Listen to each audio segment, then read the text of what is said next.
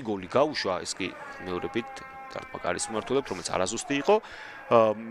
მეორეზე მარტულის მერანია 15 გულით, მესამეზე შტურმი თოსპურტზე კონტროლი დააწესოს.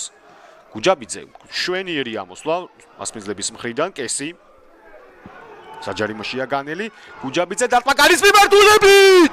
ავთანდილ გუჯაბიძემ რა გოლი შემოგთავაზა! კაპიტანმა დააწინაურა რუსთავი. ისთვის მეორე გოლი ამ სეზონში ნახეთ, კესიმ შვენიერი მოქმედებები შემოგთავაზა და გააშეშა ადგილზე თორნიკე მეგრელიშვილი ავთანდილ გუჯაბიძემ. განმეორებით კიდევ ერთხელ ეს ეპიზოდი ერთი შეხებით გამოზომილი დარტყმა, რომელიც კარის ცხრიანში მოხდა და შესაბამისად მეგრელიშვილმაც ვერ გადაარჩინა გუნდი. ეს იყო დარტყმა აუღებელთა კატეგორიიდან. თამამად შეგვიძლია შევრაცხოთ გუჯაბიძის ეს გასროლა. აი ასე ომახიანად იწყებს რუსთავი, სწრაფი გოლი ვიხილეთ, თანაც როგორი. ძალიან ლამაზი და ასევე ისეთი, რომ ორმაგად დაძაბული უნდა გახდეს ჩვენ ამბურთს. ასეც იქცევა რუსთაველთა მარჯვენა მცველი, კარგი პასი სეიხასის ჩაწოდება. აქ ინაღამ ავტოგოლი ვიხილეთ. დაბნეულობა გადაცემა სეის მხრიდან იყო ძალიან კარგი. ეს შეტევაც მშვენიერი დაორგანიზებული იყო მასპინძელთა მხრიდან.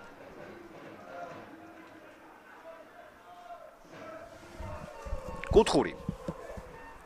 პირველი კუთხური რუსთაველთა სასარგებლოდ.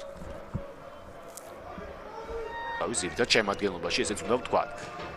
უციას ჩაწოდება დარტყმა გარის მიმართულებით, თუ თამაშგარი არ არის ანგარიში, ძალიან მალე გათანაბრებულია და ამირან ზაგალია ზედიზედ მეოთხე მატჩი გაქვს. ბერიამ ნახოთ არანაირი თამაშგარე მდგომარეობა, ზაგანია არ იმყოფებოდა ოფსაიდში და ნახტომში დაური დარტყმით ერთ-ერთი დააფიქსირა ტაბლოზე.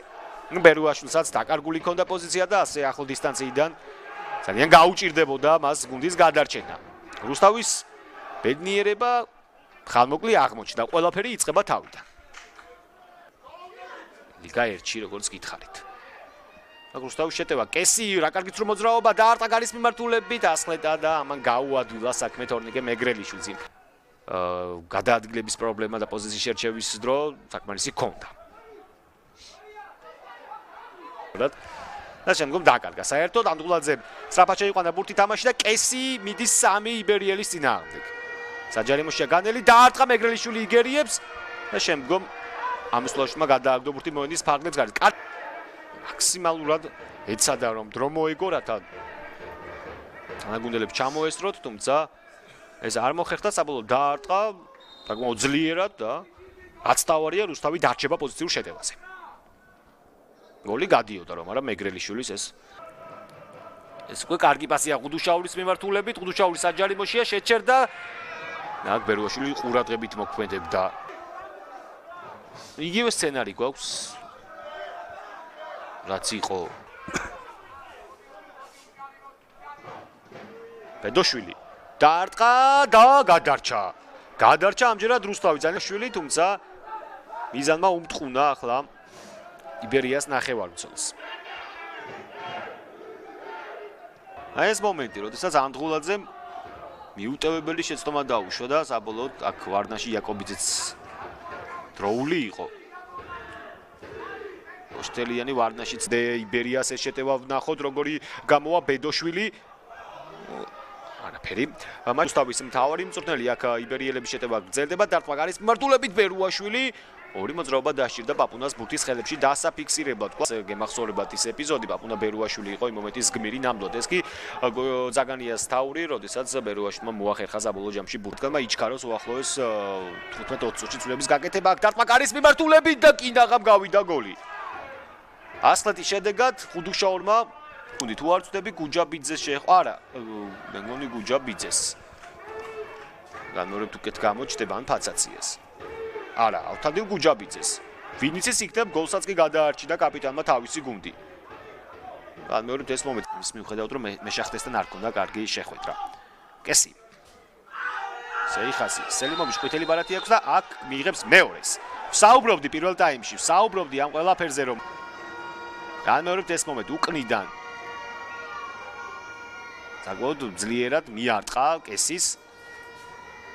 უბიცგა უпроსორად ხელი და